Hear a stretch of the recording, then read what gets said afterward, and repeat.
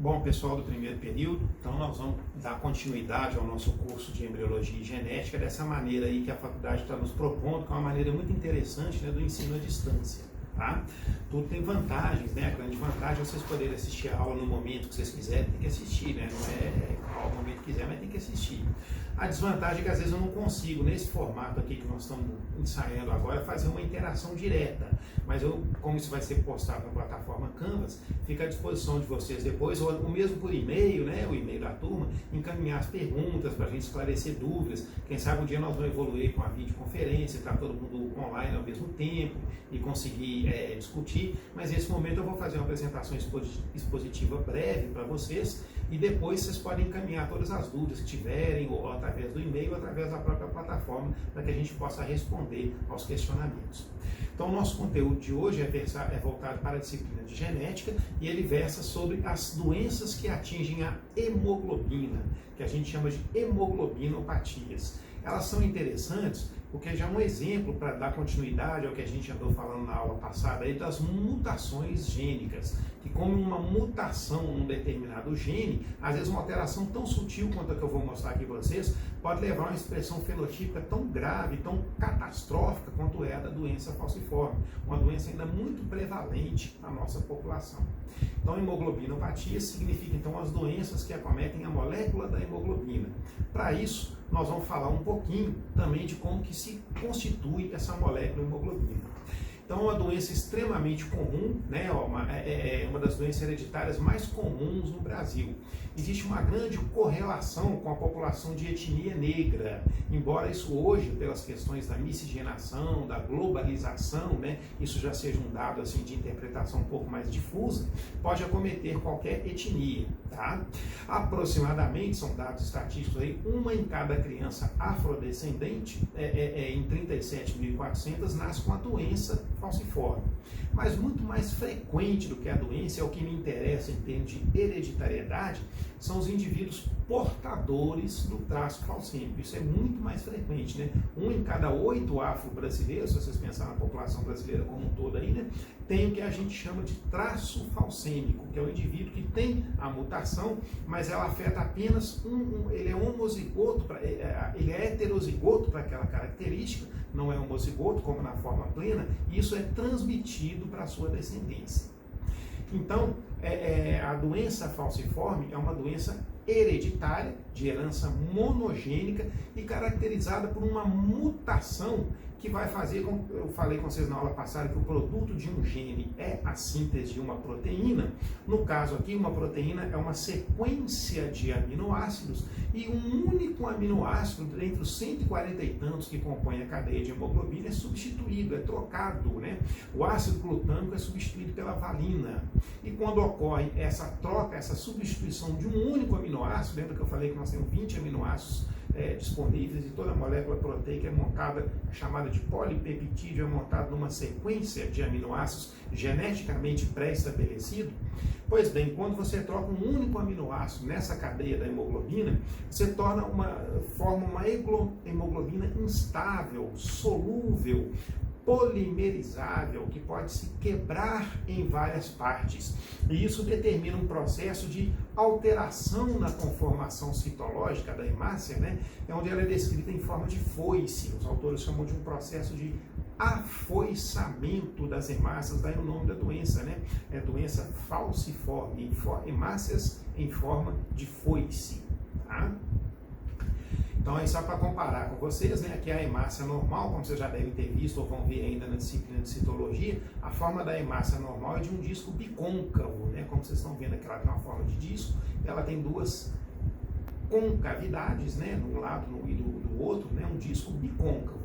E aqui mostrando, né, na avaliação microscópica de um esfregaço sanguíneo, na hematoscopia, essas formas bizarras de hemácias que vocês estão vendo aqui, ó, algumas, né, têm a forma de foice mesmo, assim, ó, né, stick cells, né, da palavra em inglês, né, em forma de foice, daí o nome da doença falciforme, tá?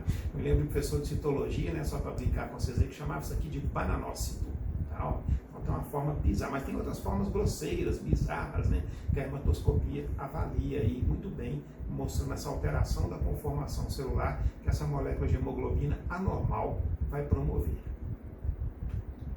Bom, a gente precisa conhecer um pouquinho então do que é a hemoglobina, como que ela é sintetizada, como que ela é bioquimicamente composta e como que ela está presente no nosso sangue. Nós adultos, nós temos a maior parte do nosso conteúdo de hemoglobina chamado A. A é A de adulto mesmo. O que caracteriza a hemoglobina A? Ela tem duas cadeias alfa e duas cadeias beta. Então, normalmente, existe um exame chamado eletroforese de hemoglobina, que mostra isso, vocês vão aprender mais tarde em semiologia laboratorial, consegue identificar os tipos de hemoglobinas que nós temos. Mais de 95% do nosso conteúdo de hemoglobina é essa hemoglobina dita do tipo A. Tá? Ou seja, ela contém, formada por uma sequência de aminoácidos contendo duas cadeias alfa e duas cadeias beta. Hemoglobina dita do tipo A.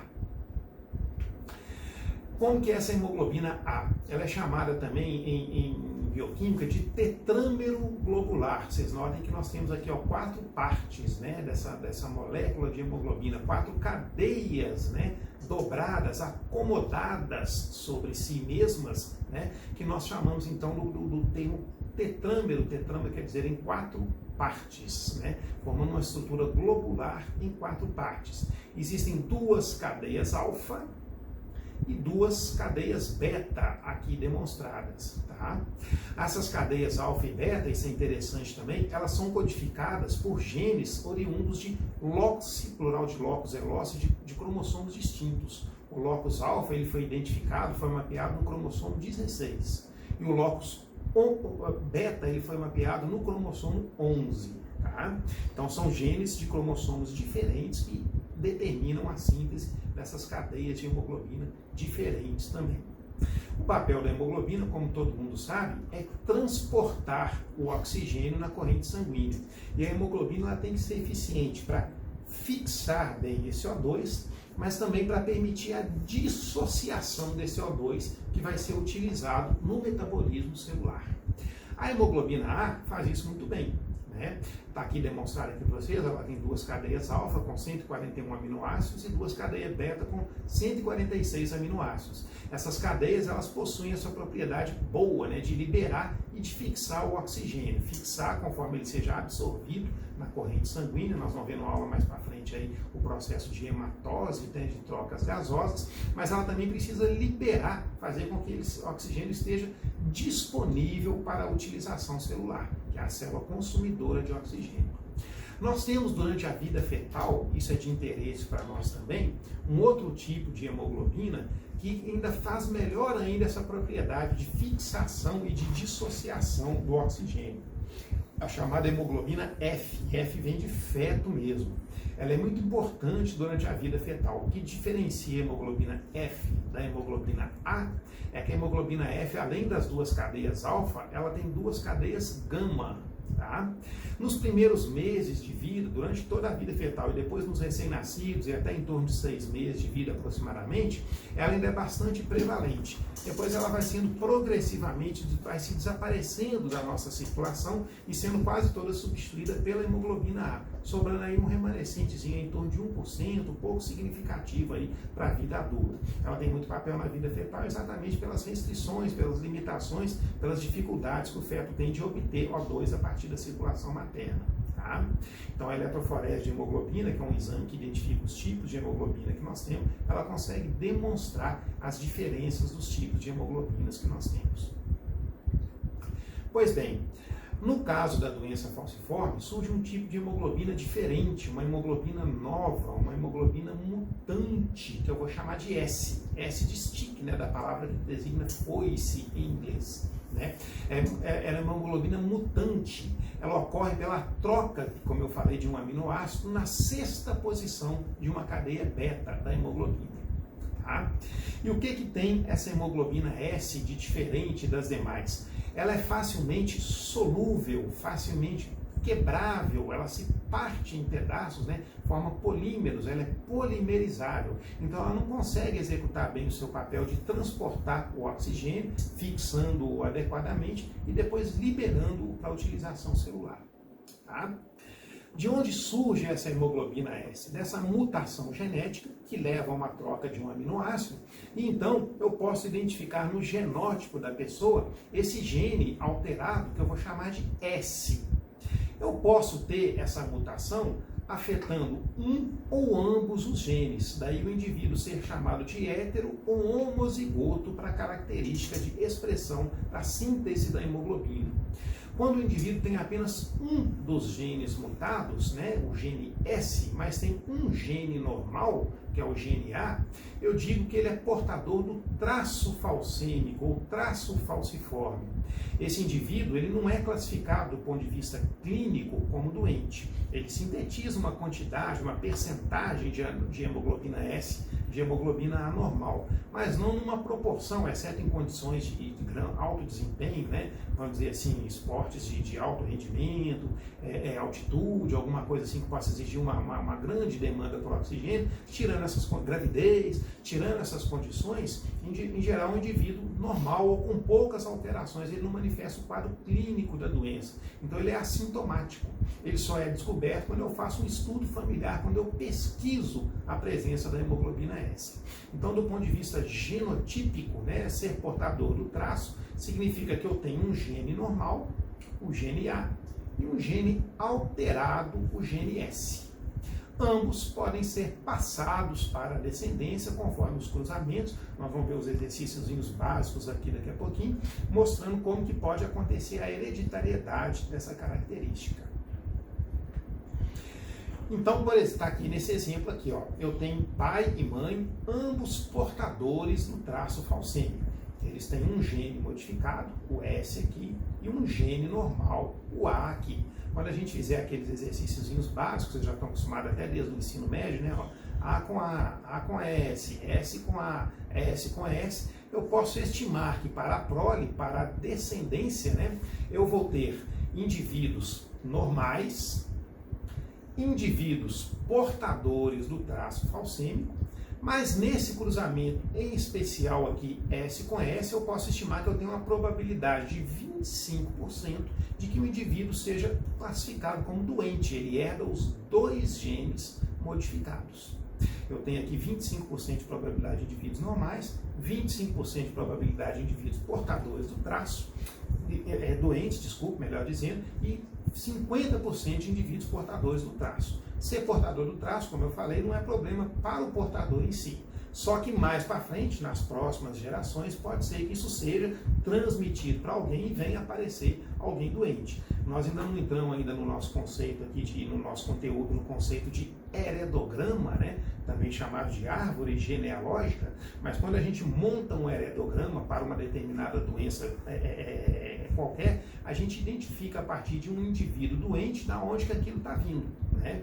Para a ascendência e qual a probabilidade, conforme os próximos cruzamentos, daquilo tem de ser transmitido para a descendência. Então, nesses exercícios todos aqui, ó, esse aqui é o que estava lá na figura anterior. Pai e mãe, ambos portadores do traço. Nenhum dos dois é doente. Mas eles têm 25% de probabilidade de ter filhos normais, 50% de probabilidade de terem filhos portadores do traço, vai passar para alguém mais para frente, e 25% de probabilidade de terem filhos doentes. Ora, isso é aconselhamento genético, é correr riscos calculados, né? Isso é uma coisa útil, muitos casais demandam isso daí. Então, quando eu sei que eu sou portador do traço e o parceiro ou a parceira também é portador do traço, eu quero saber o que está acontecendo, qual é o risco que eu tenho de transmitir isso para a minha prole. Então, nesse exercício aqui, eu posso dizer que eu tenho um risco de transmitir doença para 25%, de transmitir traço para 50%. Vou decidir ou não se eu quero continuar. Outra probabilidade é essa aqui, ó, muito comum. Um indivíduo sabidamente doente, cuja parceira seja portadora do traço. Então, quando eu fizer aqueles exercícios, S com A, S com S, S com A, S com A, com S, vocês já estão acostumados, eu garanto que não vai ter indivíduos normais desse cruzamento aqui. Eu posso dizer que dessa prole aqui, 50% vão ser portadores do traço, mas 50% vão ser portadores da doença falciforme. Ou seja, tem um risco muito maior do que na situação anterior. tanto de aparecer na geração seguinte, quanto de voltar a aparecer mais para frente alguém mais para frente doente, dependendo dos próximos cruzamentos. Como é um risco muito maior, então eu vou decidir se eu quero continuar correndo esse risco aqui ou não.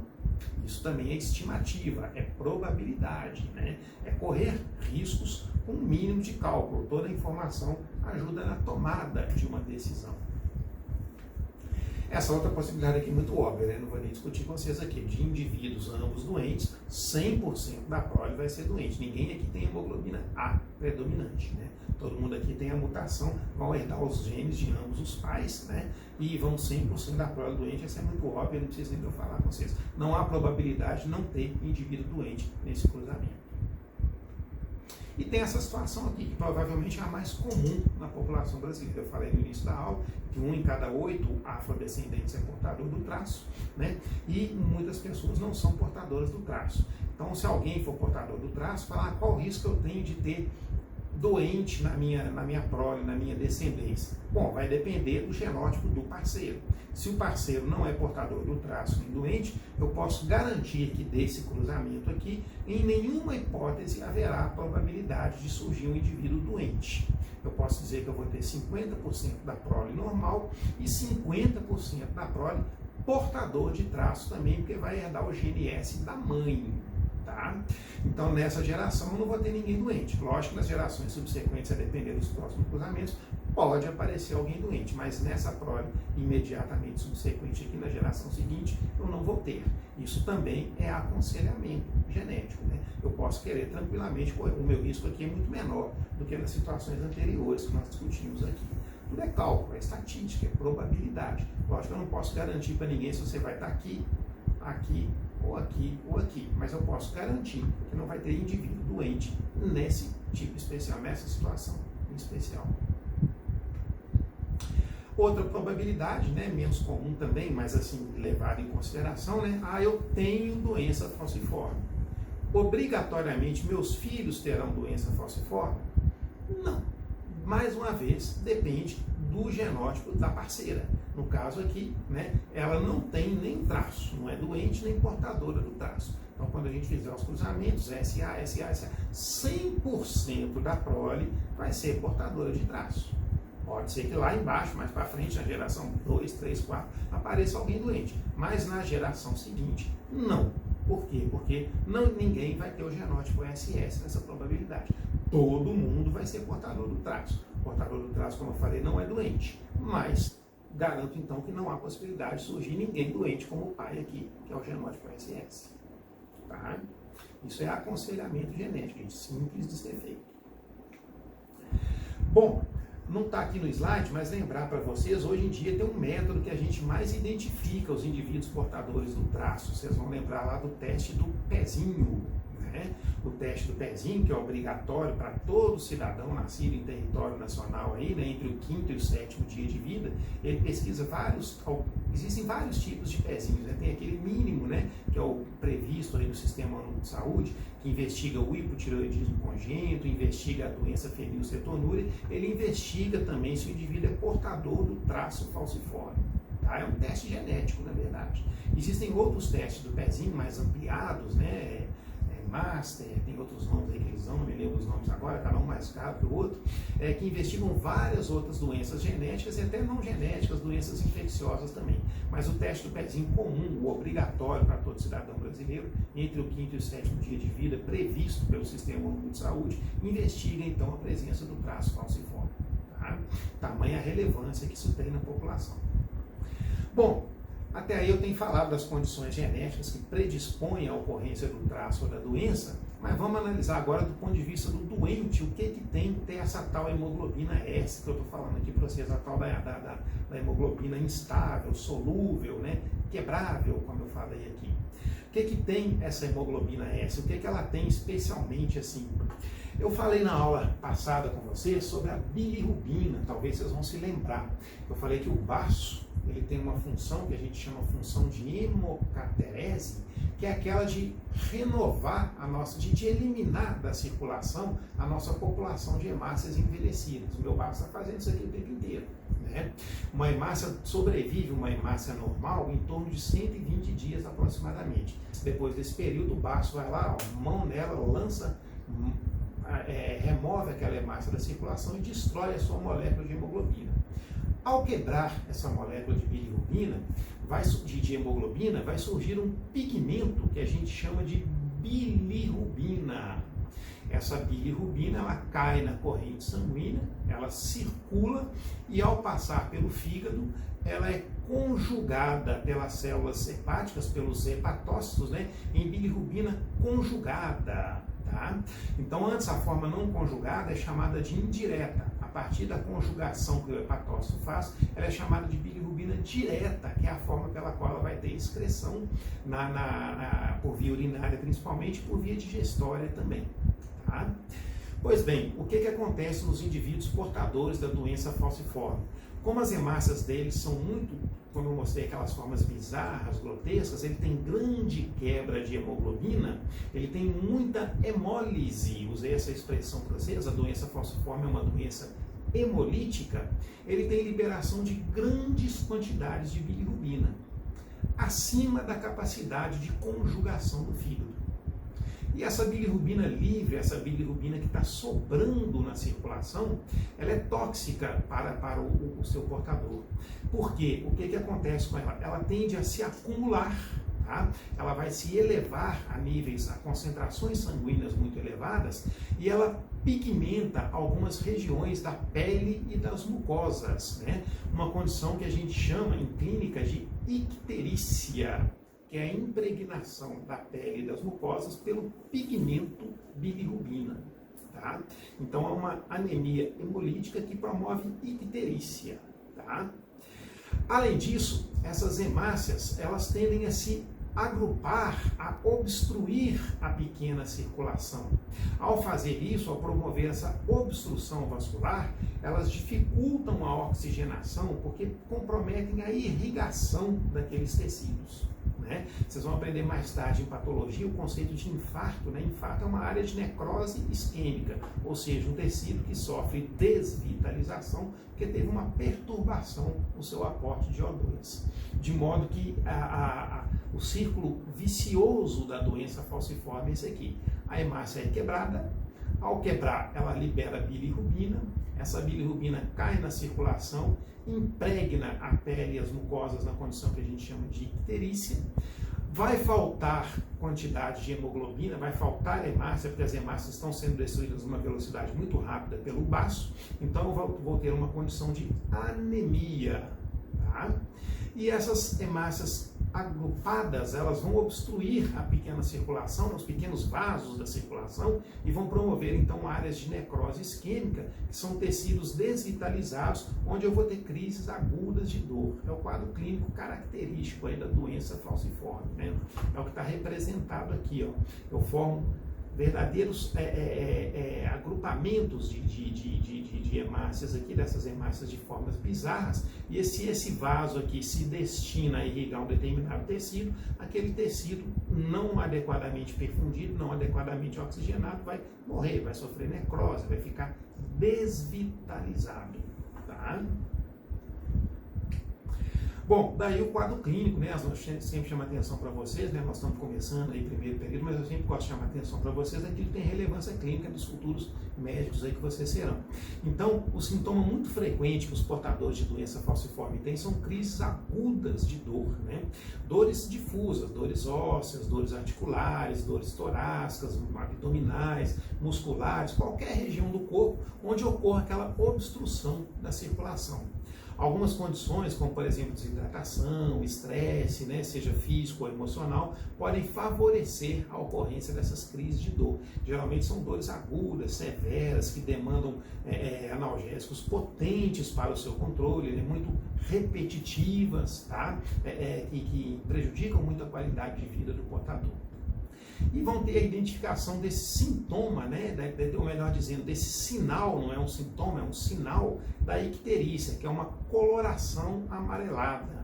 Ela pode ser identificada na pele, mas às vezes as pessoas com a pele mais escura, né, com a etnia negra, você pode ter mais dificuldade de enxergar isso aí. Então a gente usa muito aqui, ó, a esclera, né, ou esclerótica, que é essa parte branca do olho, ou então aqui, ó, sublingual, aqui, né, na região do freio da língua, que são locais mais facilmente onde você consegue visualizar melhor a presença da icterícia, da pigmentação da pele e das mucosas, no caso aqui pela bilirrubina.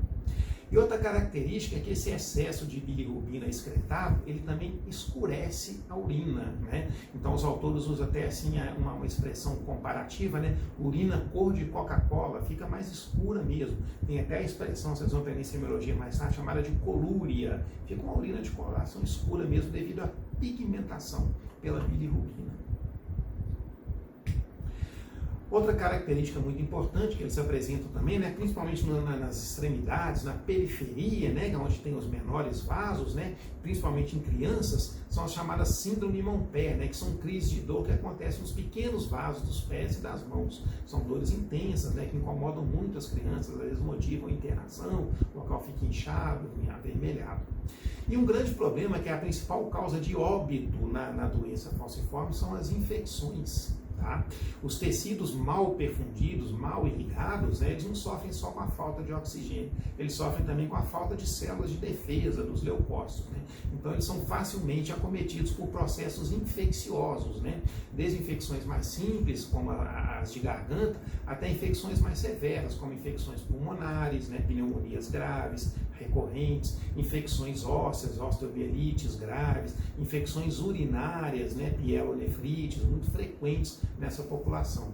Isso costuma ser até hoje a principal causa de óbito. Até hoje, para vocês terem uma ideia, o prognóstico, a sobrevida dos indivíduos portadores de doença falciforme adequadamente tratados ainda é muito aquém da população normal. Há alguns anos atrás, né, na época anterior ao avanço da medicina, esses indivíduos têm expectativa de vida ainda limitada à infância. Hoje você já consegue chegar até mais de 40, 50 anos de idade. Ainda assim é bem aquém da população normal que não seja portadora da doença falciforme.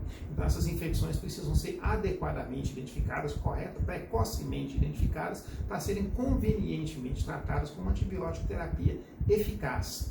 E eles são também candidatos a ter uma vacinação especial. No calendário vacinal, que vocês vão aprender lá mais para frente no curso de vocês aí em saúde da criança, do adolescente, né? Eles têm direito a algumas doses de vacina, além das vacinas habituais preconizadas para todo mundo, porque eles têm um déficit imunológico e eles precisam de ter uma cobertura vacinal mais ampla do que a população em geral.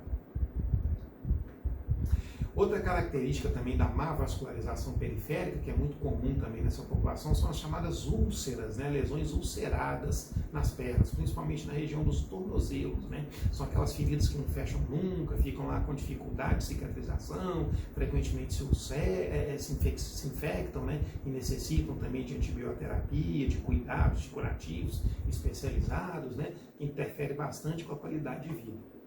E uma outra situação que é muito grave para eles, é causa de mortalidade também, são as chamadas crises esplênicas, que é o que eu falei, quando o baço fica com a sua atividade muito incrementada, a função de hemocaterese estimulada, porque tem um monte de hemácia que ele está reconhecendo como anormal e pegando aquilo tudo para destruir. Pra vocês terem ideia, a sobrevida de como eu falei, a sobrevida de uma hemácia normal é em torno de 120 dias. Uma hemácia falciforme pode ser muito menos do que isso. Uma semana, 10 dias, menos do que isso. Então o baço vai só aumentando de volume, né? Uma condição que os autores chamam de esplenomegalia.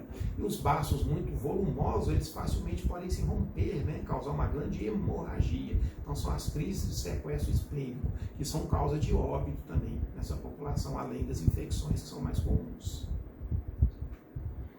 Bom, até hoje nós não temos um tratamento causal, por isso que eu falei da mudança no impacto na qualidade de vida e na sobrevida principalmente, né? Nós não temos até hoje o que a gente chama de tratamento etiológico, causal para esses indivíduos. O que eu faço? É tudo que eu falei aqui para vocês. Ó. Vou estimular a ingestão de líquidos, eu vou fazer uma hidratação venosa nos casos de crise mais generosa, mais abundante. Se eu tiver diante um processo infeccioso, eu vou indicar uma antibiótico terapia de largo espectro para fazer uma boa cobertura, né? Se ele tiver muito com sinais de baixa saturação, eu posso administrar oxigênio, né?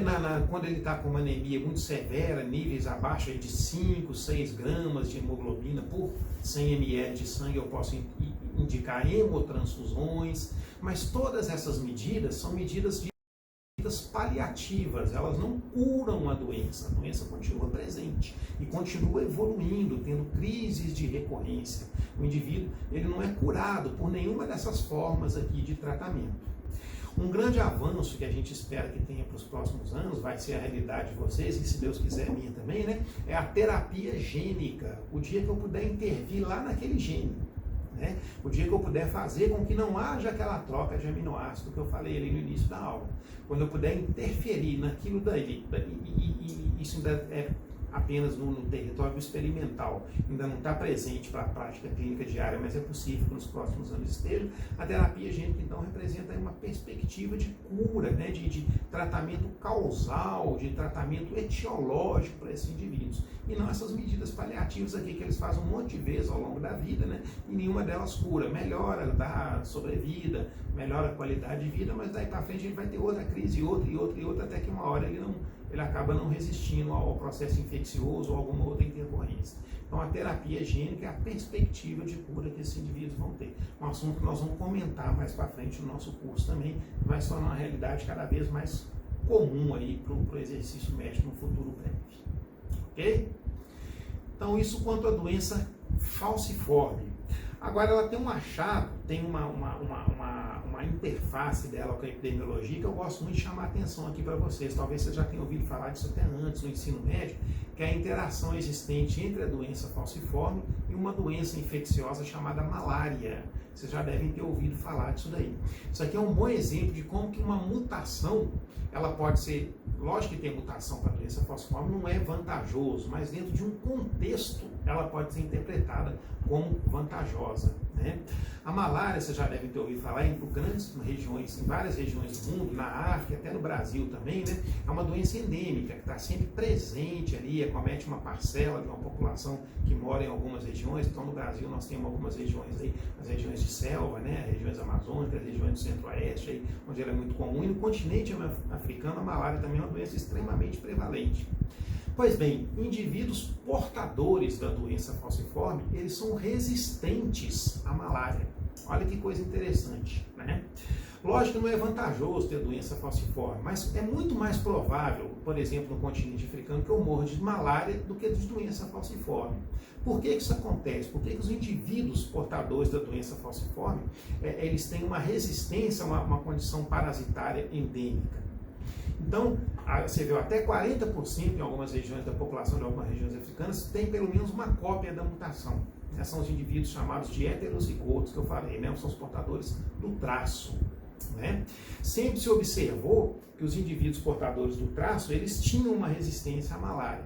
Da onde que isso veio? Antes era só uma constatação epidemiológica, né? Havia uma correlação geográfica, mas eu falei que a gente tem que demonstrar uma relação de causa e efeito. Né? A presença do traço genético, ela protege o indivíduo da infecção pelo micro-organismo que causa a malária, né? Que é o chamado plasmódium.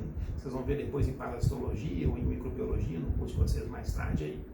Como que isso acontece? Como que esse mecanismo fisiopatológico foi identificado? As pesquisas mostraram que o principal fator de proteção para a malária é esse aqui, ó, uma enzima chamada de hemioxigenase do tipo 1. A expressão dessa enzima, ela é induzida pela presença dessas hemácias anormais, que eu falei, das hemácias ditas falciformes. O que essa HO1, né, essa enzima hemioxigenase do tipo 1 faz? Ela é responsável por destruir um dos componentes da quebra da hemoglobina, que é o M. Quando eu falei que a gente quebra a hemoglobina, fica um pigmento, que é a bilirrubina, e fica outra fração, né, a fração dita M. E isso faz com que ocorra a liberação dessa substância aqui, o monóxido de carbono. Então, quando eu tenho um aumento da atividade dessa enzima hemioxigenase do tipo 1 no sangue, eu libero mais CO, mais monóxido de carbono. E isso aqui é que previne, né, a invasão e o crescimento do micro-organismo causador da malária, o plasmódio, né, que é o protozoário. Então, isso evita o surgimento dos sintomas da malária. Então, para vocês verem o que é o conceito aí do que a gente chama aqui de vantagem evolutiva.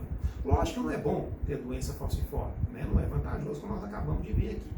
Mas num contexto onde é muito mais provável que eu morra muito antes de malária, né? Que é uma doença muito mais prevalente em algumas regiões do globo, né? Então eu ter um dos alelos mudado traz para mim uma vantagem evolutiva, né?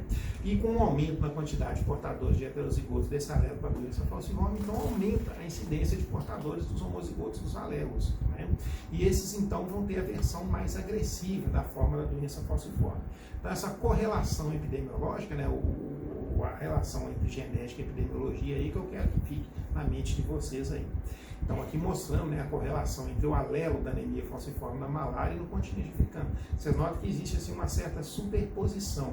Em mais clarinho aqui, ó, onde o alelo da anemia falciforme tem menor prevalência, em mais escuro, onde ele tem maior prevalência. Correlacionado aqui com a incidência, né, da malária no território aqui africano aqui. Então é mais provável que eu sobreviva a ela se eu tiver a mutação. Ok? E mais 5 minutinhos aqui, já que a nossa aula é hemoglobinopatias, para discutir um outro tipo de anemia, tá? Só que não é uma anemia hemolítica, mas é uma anemia também geneticamente condicionada, geneticamente determinada, que é uma doença que vocês já devem ter ouvido falar, chamada de talassemia. Aqui, diferentemente da doença falciforme, que eu acabei de falar com vocês, não existe uma hemoglobina anormal, mas existe um déficit na quantidade de hemoglobina produzida. Daí ser uma anemia, uma falta de sangue, uma falta de hemoglobina. Mas a hemoglobina que é produzida é normal, só não é produzida em quantidades suficientes para atender as necessidades metabólicas, as necessidades teciduais. Esse termo talassemia, né, vem lá, vocês já devem ter ouvido falar isso também, né? A doença foi descrita originalmente em países, né, europeus banhados aí pelo mar Mediterrâneo. O termo talassa é mar e hemas é sangue, né? Então Itália, Grécia, mas todos esses conceitos que eu falei para vocês aí, gente, hoje em dia são muito mutáveis, muito modificados, né? Devido à questão da globalização, da miscigenação. Então a gente encontra talassemia do mesmo jeito que a gente encontra doença falciforme fora da África, fora da etnia negra, a gente encontra também a talassemia fora dessa população. Você pensar, por exemplo, a Alacena tem grandes colônias de italianos, né? O pessoal que migrou no século passado aí, então é uma doença que se alastrou para o mundo inteiro, vários outros países também tem. Não é restrita apenas a essas regiões onde elas foram originalmente descritas no passado, não. E existem dois tipos de talassemia descritas. Uma talassemia descrita do tipo alfa, quando obviamente o que me falta é síntese para as cadeias alfa de hemoglobina, que nós já vimos lá que tem uma identificação de cromossomos, genes oriundos de cromossomos diferentes, oriundos do cromossomo 16. E existe um outro tipo de talassemia, que é a talassemia beta, que é quando me faltam os genes responsáveis pela síntese das cadeias beta de hemoglobina, oriundas do cromossomo 11. Tá? Para a síntese das cadeias alfa, eu preciso de ter quatro genes, dois pares de genes. Então eu poderia descrever o genótipo assim, ó, azinho, azinho, barra, azinho, azinho. O que eu posso ter, né, de variantes de apresentação da talassemia alfa? Eu posso ter a deleção de 1, 2, 3 ou os 4 genes alfas. E isso vai determinar a gravidade do quadro clínico. Desde uma deleção de um único gene, né, até a deleção de todos os 4 genes, que é uma condição considerada incompatível com a sobrevivência. Então, se eu tenho deleção de 1, 2, 3 ou 4, maior será a minha gravidade, as formas de talassemia. Tá? A forma mais light, mais leve, é essa aqui, ó, o chamado indivíduo carreador ou portador silencioso. É aquele que tem deleção de um único gene dentre os 4 responsáveis pela síntese das cadeias alfa de hemoglobina. Em geral, eles não têm manifestações clínicas muito relevantes, né? Ele tem uma leve diminuição nas cadeias, na síntese das cadeias alfa, que não o torna muito sintomático. Vocês vão ver que uma característica desses tipos de anemia, né? Eu mostrei agora há pouco para vocês, quando eu estava falando de doença falciforme, que a gente faz a avaliação hematoscópica, que é a observação microscópica do sangue. No caso aqui, as hemácias na hematoscopia, os portadores de anemia, elas tendem a ficar pequenininhas. A gente chama isso de microcitose, uma anemia microcítica. Frequentemente, pela falta de hemoglobina, essas hemácias microcíticas, elas ficam também pálidas na hematoscopia. A gente chama isso de hipocromia. Então é comum que esses indivíduos tenham hemácias, que os indivíduos portadores de anemias tenham, por falta de hemoglobina, tenham anemias microcíticas e hipocrômicas. O portador silencioso, não, ele não tem essa manifestação muito evidente. Diferente aqui do portador do traço alfa-talassêmico, que é a forma heterozigótica da doença talassemia alfa. Esse aqui, ele já é mais afetado, tá?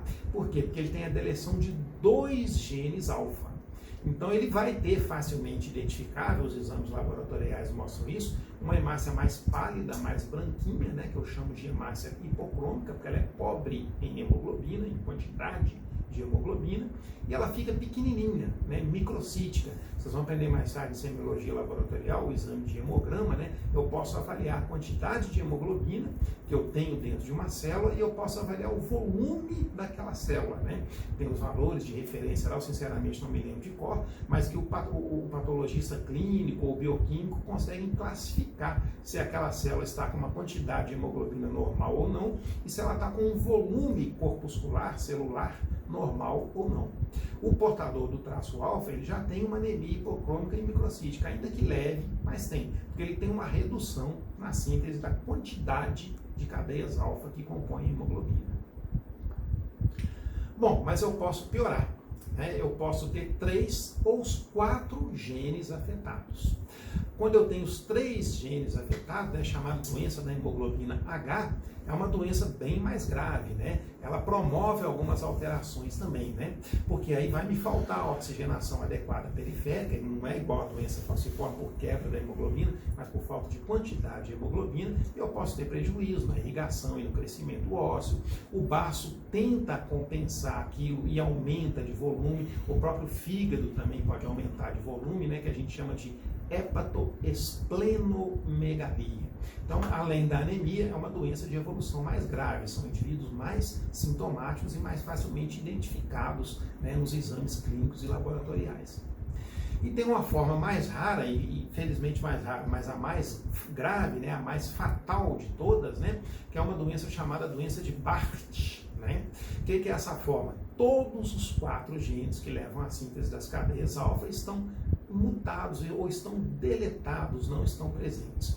Isso é considerado incompatível com a sobrevivência na maioria das vezes. Então esses fetos nascem pré-termo, né, prematuros, ou são natimortos, né, ou então morrem logo após o nascimento, a neomortalidade. Tá? Foi descrita muito em populações de origem chinesa, né? Olha a China aí, né, nos tempos dos coronavírus que estão fazendo essa aula em EAD, né? Eles têm outras características também. Mas como é uma população muito migrante também, né? Então ela é mais relevante aí hoje em dia no nosso meio também.